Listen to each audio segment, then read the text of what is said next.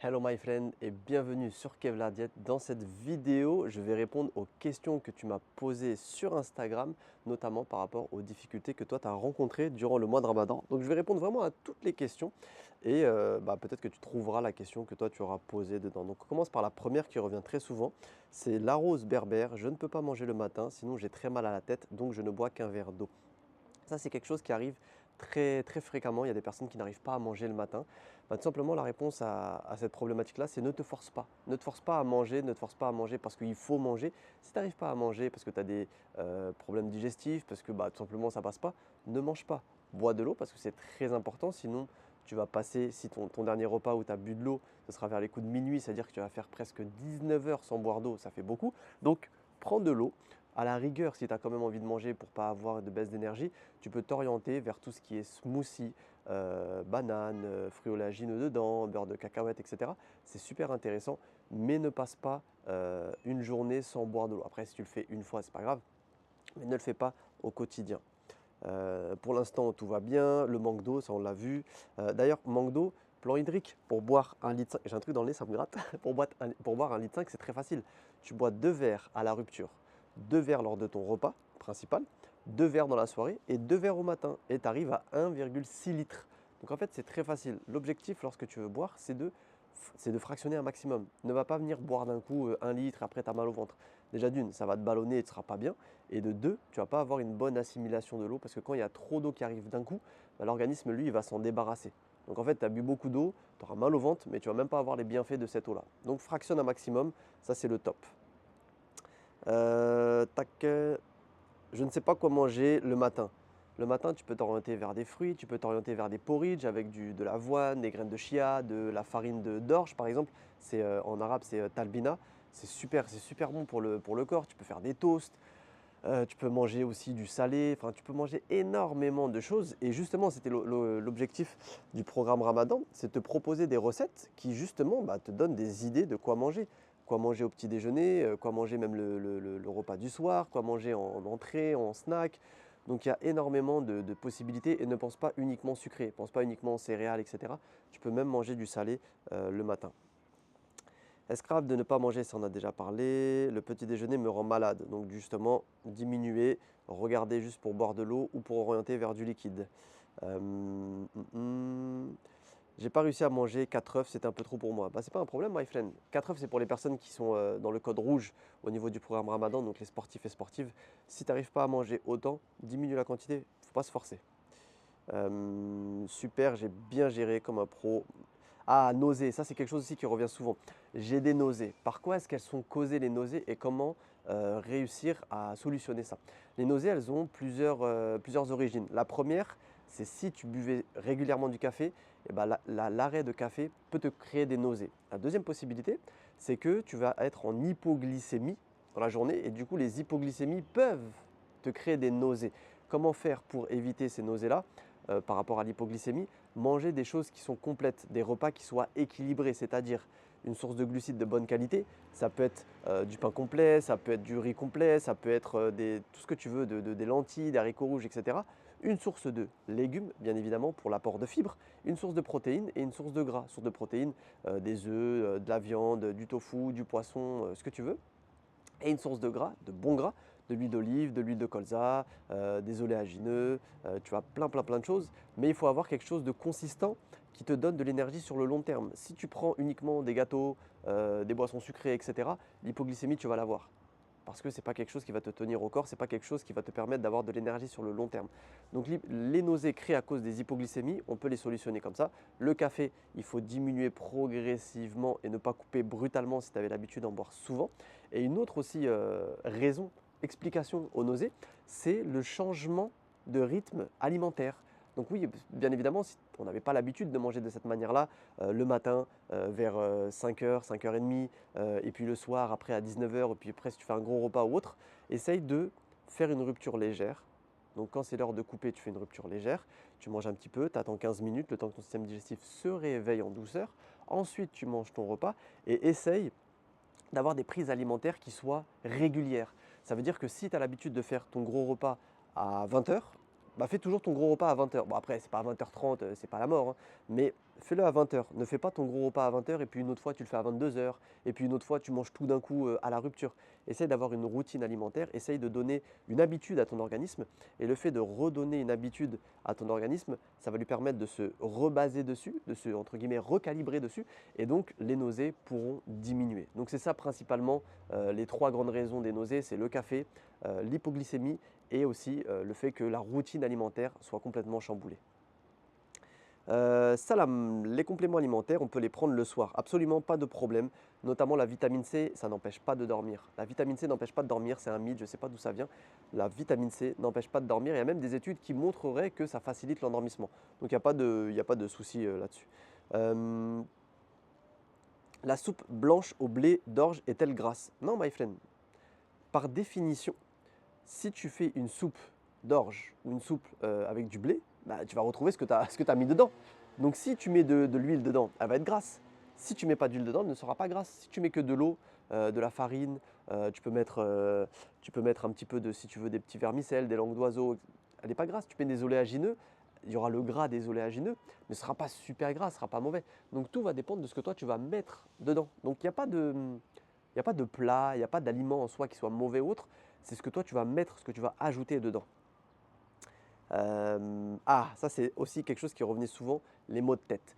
Maux de tête dus principalement à la déshydratation. Bon, il y a le café aussi. Le café, si tu étais un ou une grosse buveuse de café, maux de tête, c'est sûr que tu es passé par là. Mais normalement, au moment où tu regardes cette vidéo, ça a dû passer. Ça a dû passer ou ça a dû diminuer. Et ça va diminuer progressivement avec le temps parce que c'est dû au récepteur à l'adénosine. J'avais fait une vidéo complète là-dessus. Mais en gros, concrètement, dans notre cerveau, on a des récepteurs à l'adénosine. Et quand tu bois du café, la caféine va se fixer sur ces récepteurs-là. Et en fait, l'adénosine est responsable de notre état de fatigue. Ou du moins d'état de, vas-y, faut que tu te relaxes, il faut que tu te reposes. Et la caféine va venir se fixer sur ces récepteurs-là, ce qui fait que la caféine va t'enlever cette sensation de fatigue. Sauf que quand tu consommes beaucoup de café, tu vas avoir beaucoup de caféine, et donc le corps, lui, pour avoir de la place et pour la caféine et pour l'adénosine, il va créer plus de récepteurs à l'adénosine. Sauf que là, tu bois plus de café. Donc il y a plein de récepteurs à l'adénosine, et du coup, plein d'adénosine, ce qui peut créer des maux de tête. C'est ça une des explications. La deuxième explication aussi, mis à part le café, c'est l'hydratation, encore une fois. Notre corps, il est composé à 75%, 70 à 75% d'eau. Si tu ne bois pas d'eau durant toute la journée, c'est sûr que tu vas être sujet à des maux de tête. On n'appelle pas ça forcément migraine, parce que migraine, c'est une pathologie, donc c'est un peu différent si on veut vraiment utiliser les termes médicaux. Mais les maux de tête à répétition, ils sont dus à la déshydratation. Moi aussi, durant les premiers jours, j'avais des maux de tête. C'est normal, notre corps, il n'est pas habitué à ça. Au fur et à mesure du temps, ça va aller, mais il faut gérer justement l'hydratation avec ce que j'avais dit précédemment, notamment au niveau du plan hydrique, mais aussi en choisissant une bonne eau qui va t'apporter des minéraux dont tu as besoin. Calcium, magnésium, tous ces eaux-là, tous ces minéraux-là, et tu vas les retrouver dans les eaux magnésiennes, type Contrex, Courmayeur, Épar, etc. Tu vas les retrouver aussi dans les eaux gazeuses, Perrier, San Pellegrino, Badois, Vichy Saint-Thior, Rosanna, toutes ces eaux-là. Et en plus, il y a du bicarbonate, donc c'est intéressant pour la digestion. Donc ça va t'apporter des minéraux qui sont très intéressants et qui vont justement combattre la déshydratation et donc combattre par conséquent les maux de tête. Donc veille bien à boire suffisamment d'eau. Les céphalées, c'est les maux de tête. Donc ça revient souvent. Sensation de ballonnement tout de suite après la rupture du jeûne. Bah là, ça dépend de toi. Si tu me dis que tu as une sensation de ballonnement parce que tu manges directement un vrai repas, bah ouais, là, c'est normal. Ton système digestif, il est à plat, il est au repos. Tu ne peux pas le réveiller comme ça d'un coup, boum. Donc, il faut faire une rupture légère, comme j'explique dans les posts, comme j'explique dans le programme Ramadan, comme j'explique un peu partout sur Instagram, sur YouTube, sur les podcasts. Il faut faire une rupture légère et après, tu attends 15 minutes et là, tu fais ton vrai repas.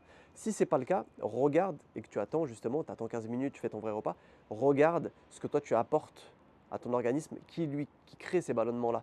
Comme ça, tu pourras incriminer, ouais, on dit incriminer pour dire quel aliment te fait du mal. Tu pourras voir quel aliment te crée des ballonnements, pourquoi, en quelle quantité, pour pouvoir les changer. Il y en a chez qui le gluten, ça ne va pas trop passer. Il y en a chez qui les produits laitiers, ça ne va pas trop passer. Il y en a chez qui les épices ne va pas trop passer. Du coup, tu pourras voir quel est l'aliment qui te crée ces ballonnements-là si ce n'est pas une question de timing. Ok, my friend? Migraine, encore une fois, ça revient souvent. Alors, ballonnement, migraine, sentir l'odeur du café au bureau, à part ça, alhamdoulilah. C'est vrai que le café, ça manque, hein. Avant, je buvais pas de café, donc je ressentais pas ce manque-là. Mais c'est vrai en vrai, c'est pas vraiment un manque, mais c'est juste quand tu sens l'odeur du café, ça fait plaisir. Un peu de ballonnement, l'hydratation, on en a parlé. C'est parfait, ça va bien. Alors, ça c'est une très bonne question. Sarah Belbabès. Salam alaikum. En plus, j'ai même pas cité les noms de toutes les personnes. Désolé, my friend, je t'ai pas cité, mais la prochaine fois, je te citerai. Salam alaikum, alaikum salam. Un avis sur le jeûne d'une maman qui allait un nourrisson de 2 mois. Chose très importante. Écoutez bien et partagez ça aussi. J'en parle dans le programme Ramadan, j'ai fait un module complet sur ça, mais c'est important d'en parler. Et si tu connais quelqu'un qui est dans cette situation-là, partage-lui ce conseil-là ou cette vidéo directement. Si tu allaites un bébé, peu importe son âge, demande l'avis au docteur, demande l'avis à la sage-femme, demande l'avis au pédiatre. Première des choses. Parce que en fonction du développement de ton enfant, il sera sans conséquence ou il sera avec conséquence le fait de jeûner. Parce que le fait de jeûner, tu ne pourras pas apporter tous les nutriments dont tu as besoin, dont ton organisme a besoin et toute l'eau dont ton organisme a besoin pour produire un lait de qualité. Donc ça dépend des personnes. Comment le savoir? Demande aux experts. Si eux te donnent le feu vert, après, pour un nourrisson de 2 mois, moi personnellement, je trouve que c'est un peu juste. Après, si eux ils te disent oui, c'est bon, il n'y a pas de problème, la courbe de poids, etc., elle est bonne, blablabla, bah, vas-y, c'est eux qui t'ont donné le feu vert, tu vois. Mais euh, il faut vraiment faire attention à ça d'abord. Poser la question. Je sais qu'il y a beaucoup de mamans qui veulent allaiter et en même temps jeûner. Demandez le feu vert avant de faire quoi que ce soit. Parce que la qualité, surtout s'il est allaité exclusivement, le bébé il va se nourrir uniquement du lait. Du coup, si ton lait il est de mauvaise qualité, bah, il ne va pas pouvoir bien se développer. En plus, à 2 mois, c'est là où il se développe le plus. Même jusqu'à 6 mois, c'est là où il se développe le plus. C'est d'ailleurs les recommandations, c'est minimum 6 mois d'allaitement. Donc c'est vraiment très très très important de faire attention à ça. Surtout si toi tu t'accroches à l'allaitement, bah, ça peut peut-être potentiellement te faire rater ton allaitement, te baisser complètement ta lactation et bah, après le bébé bah, il t'aide plus trop, il n'y a plus trop de lait, il n'y a plus trop de montée de lait. Donc faut faire attention à ça. Demande au spécialiste. Si tu as le feu vert et que le spécialiste te dit oui c'est bon, tout va bien, là il y a un peu des sirènes. Peut-être que tu vas entendre. Si le spécialiste te dit c'est bon, tout va bien, dans ce cas-là, veille à bien t'hydrater. Plus, plus, plus, plus, plus. Veille à éviter les additifs. Sucralose, acésulfame K, aspartame, donc tous les produits transformés, tu évites. Veille à consommer suffisamment de protéines. Que ce soit de la viande, que ce soit des produits laitiers, que ce soit à travers les légumineuses, lentilles, haricots rouges, etc. Veille à en consommer suffisamment, quitte à te supplémenter en protéines. Je mettrai tous les liens dans la description, parce que là je vais parler de plein de choses, mais je mettrai tous les liens dans la description. Quitte à te supplémenter en protéines, fais-le. Parce que sinon, la qualité de ton lait peut baisser, et donc il faut faire attention à ça. Après, pour ce qui est des recommandations, moi je ne suis pas imam, mais ma femme aussi était dans ce cas-là avec notre fille. Ben voilà, tu dis est-ce que je dois jeûner ou pas. S'il y a une peur par rapport au développement de l'enfant, etc., etc., ben, il y a la possibilité de ne pas jeûner, mais je te recommande de consulter les avis qui sont bien plus qualitatifs que moi, bien plus, comment dire, qui ont beaucoup plus de science que moi tout simplement sur le sujet pour te faire, pour te choisir, pour choisir la décision que toi tu prendras. Parce que ce n'est pas quelque chose qui est à prendre à la légère, mais en tout cas c'est ça. Si, en tout cas en islam, c'est quelque chose de, j'ai envie de dire, c'est du bon sens. S'il y a un risque pour le bébé, ne jeûne pas tout simplement. Ce serait un non-sens de dire il y a un risque pour le développement du bébé et de dire non, il faut que tu jeûnes, tu vois. Donc après, renseigne-toi, regarde ce que disent les quatre écoles, etc. Et tu auras aussi la réponse au niveau religieux à ce sujet. Un peu mal à la tête, un peu mal à la tête, un peu mal à la tête. C'est vrai que les maux de tête au début, on ne peut pas y échapper. Après, avec l'hydratation, ça passe. Sofro Najwa, salam my friend, pas du tout faim le matin au suhour, avez-vous un podcast à vous? Bah pour la fin, on en a parlé en tout début de vidéo, donc je ne vais pas répondre à ça encore une fois. Et le podcast, oui bien évidemment my friend, tu tapes sur toutes les plateformes, tu mets Kev Lardiette, tu trouves, que ce soit sur YouTube, que ce soit sur Deezer, que ce soit sur Apple Podcast, que ce soit sur Spotify, que ce soit sur Google Podcast, il y a tout, tout, tout, tout, tout. Et my friend, bah, tu as le podcast. Il y a énormément de choses et je sais qu'il y a beaucoup de personnes qui passent à côté de ça. Et c'est dommage parce qu'il y a vraiment du gros contenu. Enfin, quand je dis gros contenu, il y a du contenu en grande quantité. Et on va beaucoup plus en profondeur que sur Instagram seulement. J'avais envie de protéines à défaut de ne pas jeter sur les glucides. J'ai mangé beaucoup de légumes. J'ai pas compris ta question, my friend Neige, je suis désolé. Je mange trop le soir, tu as une technique. Eh ben, il y a une technique très simple. C'est arrête-toi avant d'être rassasié. Et en fait, moi, c'est pas moi qui l'invente. Déjà, c'est dans la nutrition, dans la science de la nutrition qui nous l'explique. Mais en même temps, c'est ce qu'on nous a appris il y a 1400 ans. Ça veut dire que le prophète, sallallahu alayhi wa sallam, il nous a expliqué quelque chose, il nous a donné quelque chose. Et c'est intéressant d'en parler, surtout durant ce mois de Ramadan, parce qu'on se dit, en fait, il y a des principes en islam où bah, c'est du bon sens. Et en fait, on retrouve ça dans la science contemporaine, on va dire, on va appeler ça comme ça. Et en fait, l'islam, c'est pas uniquement je prie, je vais à la mosquée, je reviens, je fais le hajj, je fais le ramadan. En fait, non, c'est vraiment un mode de vie et un mode de. Genre, wouh, les tourterelles! C'est un mode de vie et avec plein de conseils au quotidien. Et il nous a dit justement, notre estomac, il faut le remplir en 3 parties. La première partie, c'est de l'eau. L'eau, c'est trop important, 70 à 75% de notre corps est composé d'eau. La deuxième partie, de nourriture. Ok? Donc ça fait un tiers d'eau, un tiers de nourriture. Et la troisième, c'est quoi? Le troisième tiers? De l'air. Et oui, il ne faut pas manger à être complètement rassasié. Il faut arrêter un petit peu avant. Et du coup, en faisant ça petit à petit, bien sûr, si tu as l'habitude de beaucoup manger, ça va être difficile d'arrêter d'un coup, etc. Mais tu vas voir que petit à petit, tu vas habituer ton corps. Et en fait, ton corps, bah, lui, il va s'y habituer et ça va aller très bien. Alors après, bien évidemment, ne t'affame pas. C'est pas tu te dis, voilà, je mangeais une assiette complète de riz, bah maintenant j'en mange plus du tout. Non, il ne faut pas diaboliser non plus, il ne faut pas partir dans l'excès. Mais bien souvent, on mange plus que ce que notre corps a réellement besoin et on pourrait s'en passer, mais il faut le faire progressivement. C'est comme avec la détox café, tu vas pas venir et couper complètement ton café, sinon ça va être difficile. Il faut diminuer progressivement. C'est comme si tu veux courir un 10 km ou un marathon. Tu vas pas venir et courir directement un marathon. Tu vas venir, tu vas courir 2 km, 3 km, 5 km pendant un certain temps. Et puis après, tu vas passer à 10 pendant un certain temps. Et puis après, tu vas augmenter, augmenter. Bah là, c'est la même chose. C'est exactement la même chose, my friend. Grosse migraine. J'ai pas anticipé la suppression du café assis. Aïe, aïe, aïe. Assis, c'est son prénom. Le chemin du repentir. Salam, nouvel abonné ici. Difficulté majeure pour boire de l'eau. J'en bois 2 par jour. Je suis sèche sans. Bah, c'est très bien, my friend. Déjà, bienvenue à toi, my friend. Et c'est très bien de boire beaucoup d'eau. Donc, l'objectif, fractionner un maximum. Et migraine, encore une fois. Je bois 1,5 litre dans la nuit et 1 litre au jour. Mais ouais, c'est normal. Mais j'urine 5 fois le matin. Comment s'hydrater au mieux? C'est normal. Par contre, bon, 1,5 litre, c'est beaucoup dans la nuit quand même. Et 1 litre le matin aussi, c'est beaucoup. Essaye plutôt de fractionner un maximum. Après, c'est normal d'aller aux toilettes plusieurs fois. Moi-même, j'essaie de boire. Moi, je bois entre 2 et 2 litres et demi. Parce que je bouge, etc. Donc j'ai des pertes. Donc il faut que je compense ces pertes-là. Mais après, c'est normal que tu ailles aux toilettes. C'est normal. Il n'y a pas de. Il n'y a pas de, je dirais, il n'y a pas de danger ou il n'y a pas d'inquiétude à avoir là-dessus. Inès, je suis très fatigué au travail à l'après-midi alors que je mange pour ce rôle. Comment faire? Eh ben, faut regarder. Là, ouh, les tourterelles, j'aurais donné un petit peu, un petit peu d'avoine. Elles sont comme des folles. Elles viennent tous les matins devant la porte. Donne-nous encore de l'avoine, donne-nous encore de l'avoine. En plus, j'ai un chat. Il se met à la fenêtre comme ça, fou, prêt à bondir. Donc, pour la fatigue, Inès qui nous pose aussi la question des électrolytes.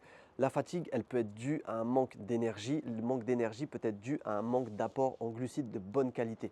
Enfin, je t'ai donné déjà tous les conseils qu'on a eu auparavant dans cette vidéo-là. Si tu les appliques et que tu n'y arrives toujours pas, dans ce cas-là, je pense que ça peut être intéressant pour toi de prendre le programme Ramadan que tu retrouveras en description, qui a vraiment été fait parfaitement par rapport aux quantités qu'un homme, qu'une femme, qu'un sportif ou une sportive doit consommer dans la journée.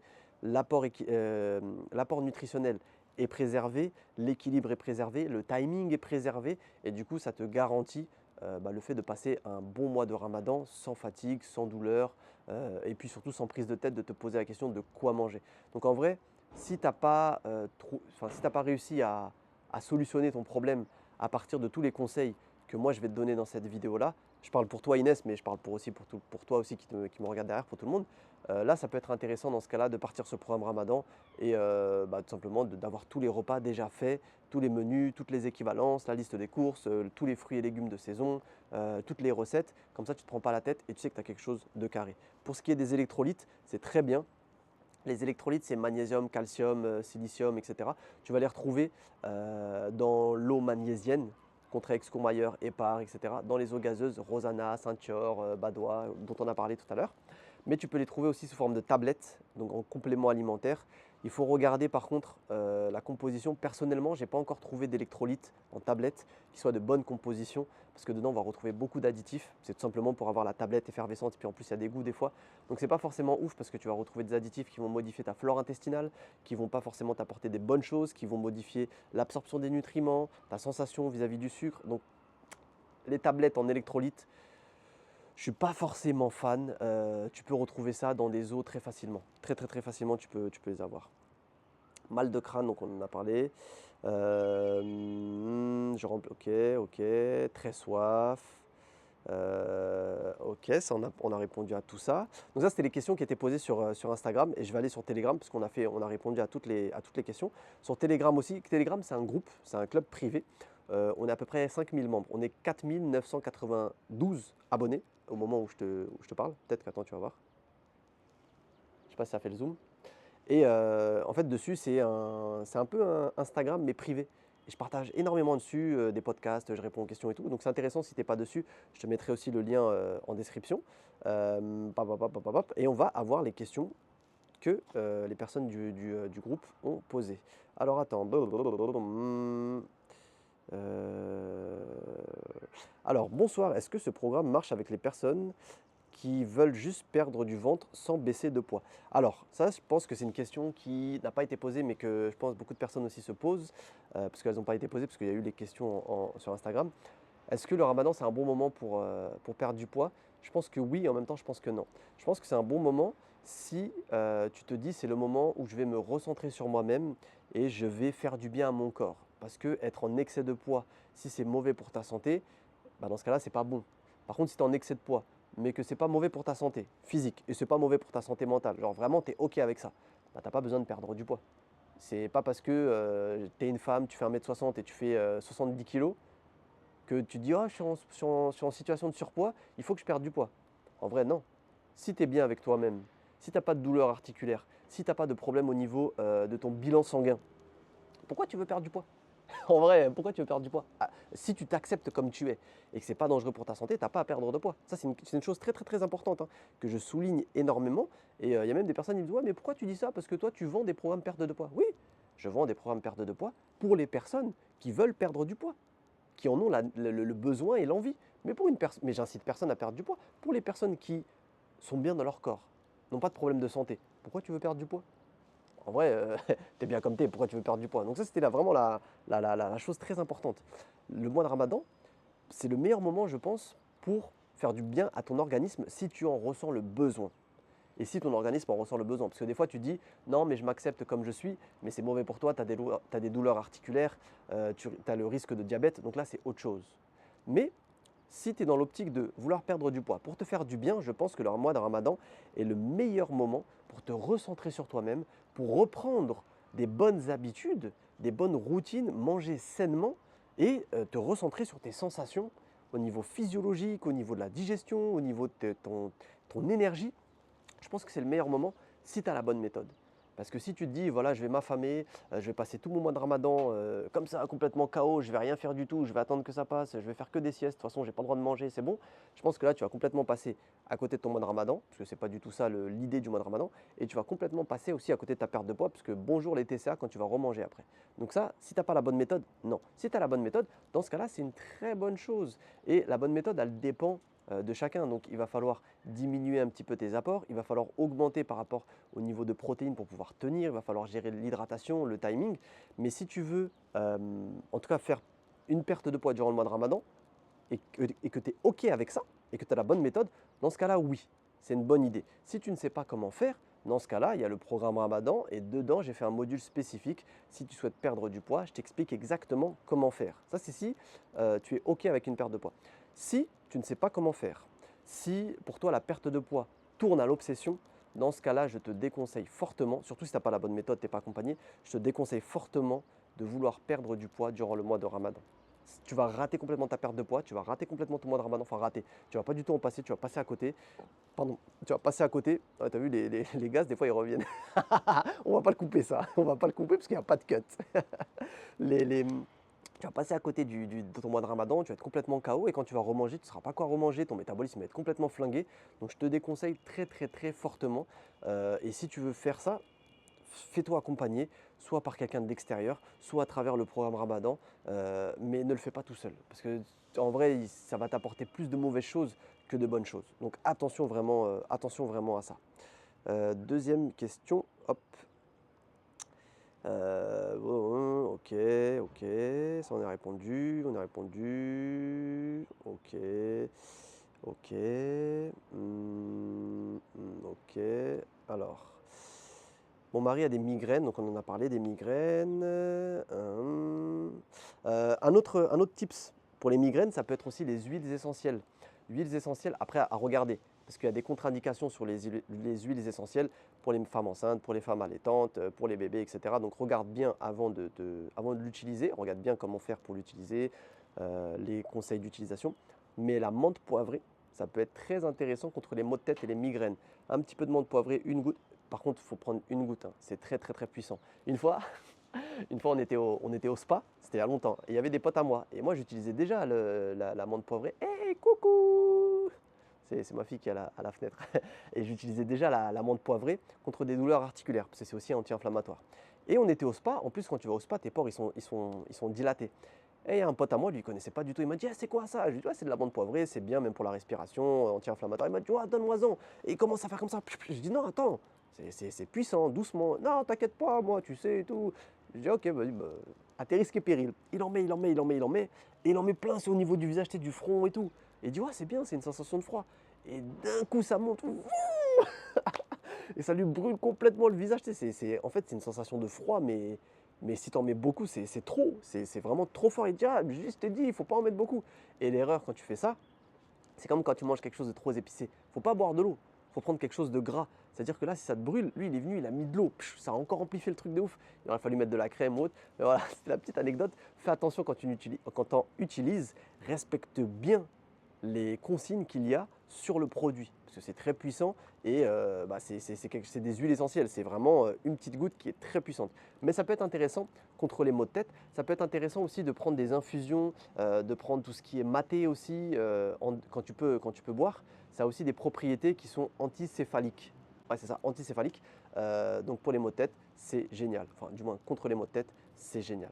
J'espère que cette vidéo, elle a répondu à toutes tes questions. Je mettrai tous les liens de ce que j'ai dit en description. Si tu as une question en plus par rapport à ce sujet-là, n'hésite pas, tu peux le mettre dans l'espace commentaire. Moi, je continue à répondre dessus. Je te laisse tous les liens, le lien du programme, les liens de la protéine. Pour tout ce qui est complément alimentaire, je n'ai pas de partenariat, je n'ai pas de code promo, j'ai rien. Donc, c'est les compléments en fait, que moi j'achète et que je te recommande, qui sont bons au niveau nutritionnel et que moi je valide. Parce que je ne veux pas te recommander quelque chose que je n'ai pas testé.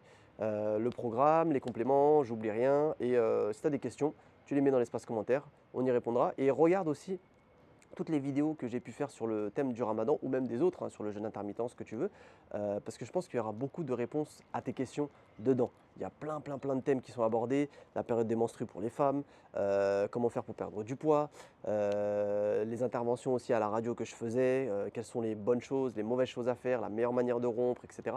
Donc tu as vraiment tout dedans. Et je te mettrai aussi le lien de ma newsletter si tu veux recevoir ça par mail. Je donne énormément de conseils par mail. Donc si tu veux nous rejoindre, je te mets tous les liens en description. Et j'espère que cette vidéo t'aura plu, my friend. On se dit à très bientôt pour une nouvelle vidéo. Et puis bon mois de Ramadan à toi et toute ta famille. Ciao, ciao, ciao.